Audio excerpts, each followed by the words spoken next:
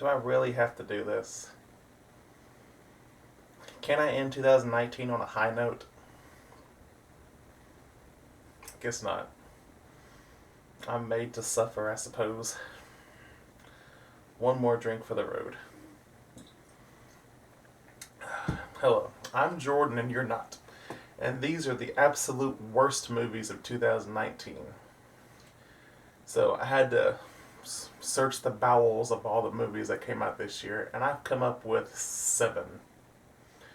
Now, technically, one I'm going to be cheating on because I haven't seen it yet, but just based on what I've heard, it's blah. So I'm going to start at number 7 and work my way upwards to number 1. Number 7, I'm going to go with Cats. But I haven't seen it yet. So I'm technically I'm cheating, and I'm sorry. But it has a 2.6 rating on Internet Movie Database. I mean, wow. That's low. That's even lower than the Jason Friedberg and Aaron Seltzer movies. Like Date Movie and Epic Movie and Meet the Spartans and Disaster Movie. And does anyone even like those? I kind of liked them.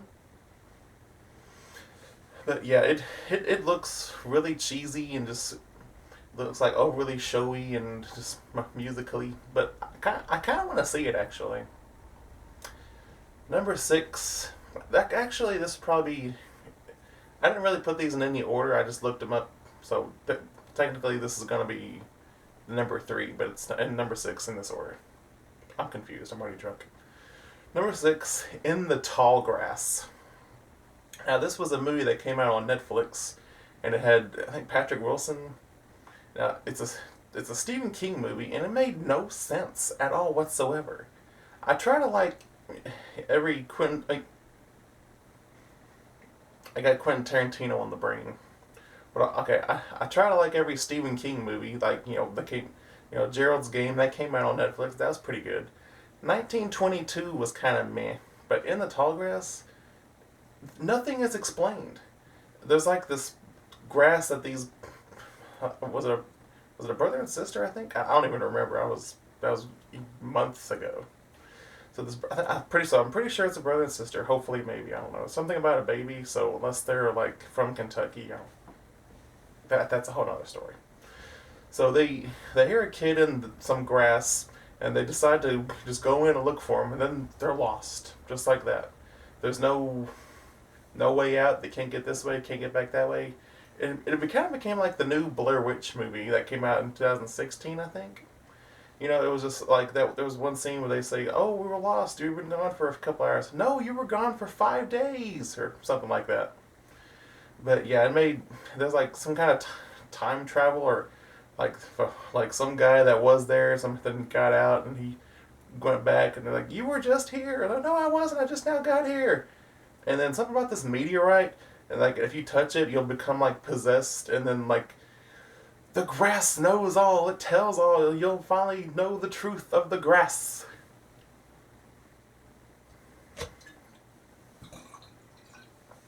Ugh.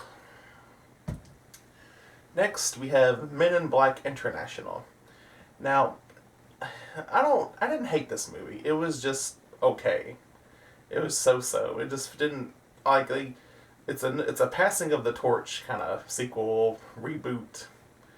This one has Chris Hemsworth and is it Tessa Thompson is her name, maybe? Hopefully, possibly. They were both in Thor Ragnarok. He's Thor and she played Valkyrie. Oh, and she's also Creed's girlfriend from the movie, Creed and Creed 2, the sequel spin-off to the Rocky series. Those are some good movies. I'd rather watch Creed. Next. Next. I Spit on Your Grave, Deja Vu. Now, technically, should be my number 2 in the order of shitness.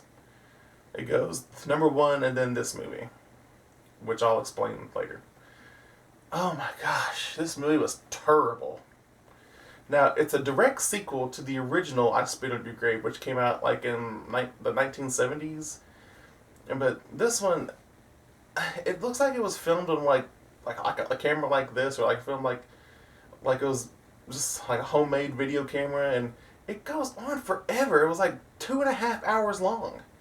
Literally, it was like I think it was like 140 some minutes. Who even wants to watch that for 2 hours? Okay, so the original girl, Jennifer Mills, I think was her name. Yeah, she's back in it, and this time, it's she and her daughter, and it's the offsprings to the people that raped her in the original. And for some reason, it's like 40 years later, and for some reason they're like, I don't know, in their 30s or something. They like remember this, and they were there or something. Like, how are you even there? How do you even remember that? A much better sequel, which 40 years later was Halloween, which hopefully I'll review someday. This movie was blah. Actually, I wanted to do a whole video dedicated to Deja Vu, but I just never got around to it, so I'm going to put it here-ish. So yeah, if you like the original I Spit on Your Grave, avoid this. I'm going to hit you with some spoilers. They kill off the original character. Like 40, 50 minutes in, they kill her off. They cut her head off at like a church or something, like that, outside a church. And then it becomes about her daughter trying to fight back against this new. Sorry, I think I burped. I'm sorry about this new group of people.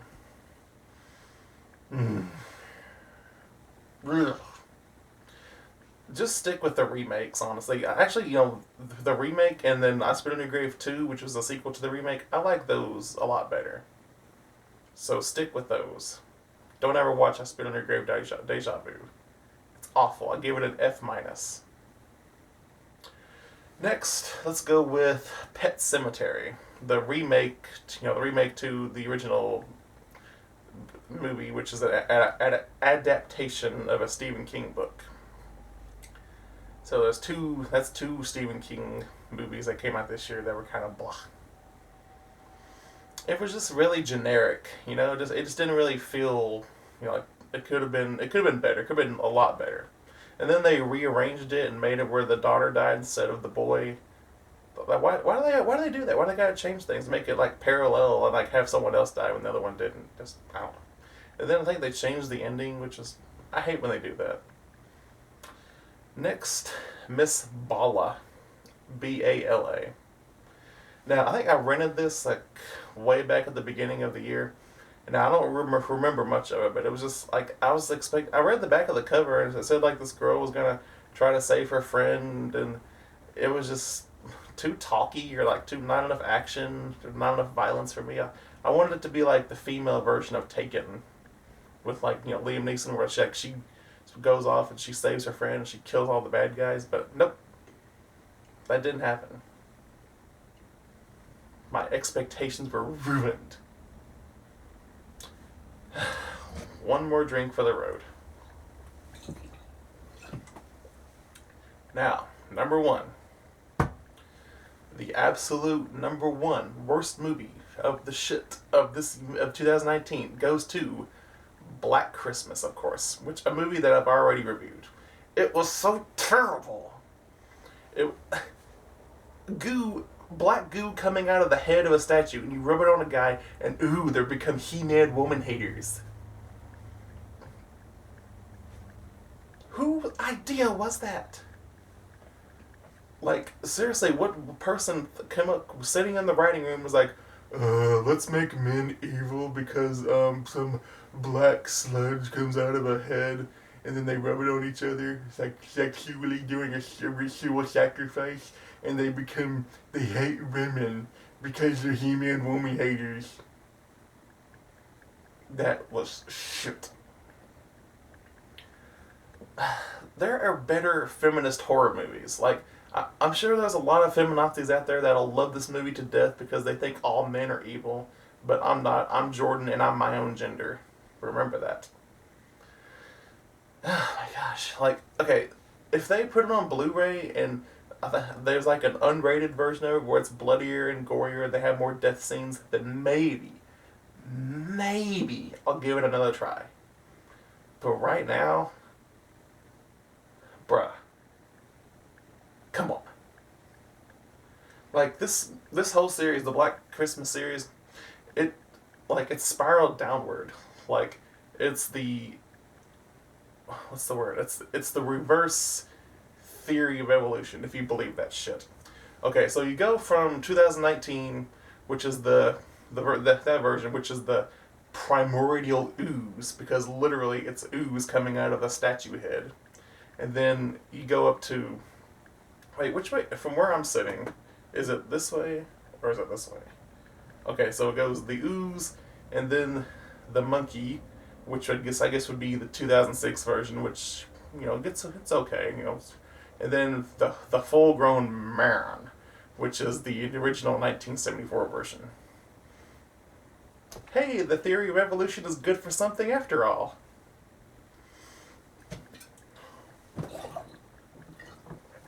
I'm almost out of drink. Okay, so these are my 7 absolute worst, shittiest movies of 2019. So if you have a list of movies that you didn't like or you didn't care for, you thought were so awful and terrible, tell me. Tell me in the comments, and then subscribe to me and like this video and share me around. Well, I hope you all have a good New Year's Eve, and I hope you have a great New Year next year in 2020. Hopefully I'm going to make some more videos for next year. I took about a year break between 2018 and then this year. And this year I just started up like crazy and I didn't stop.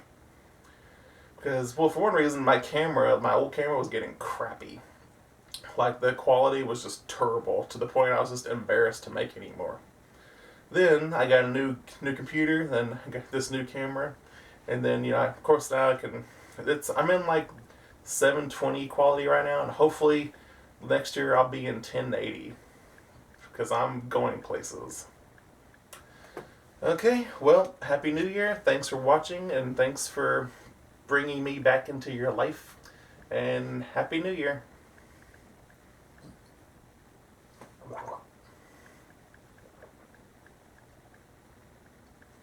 Go on, get.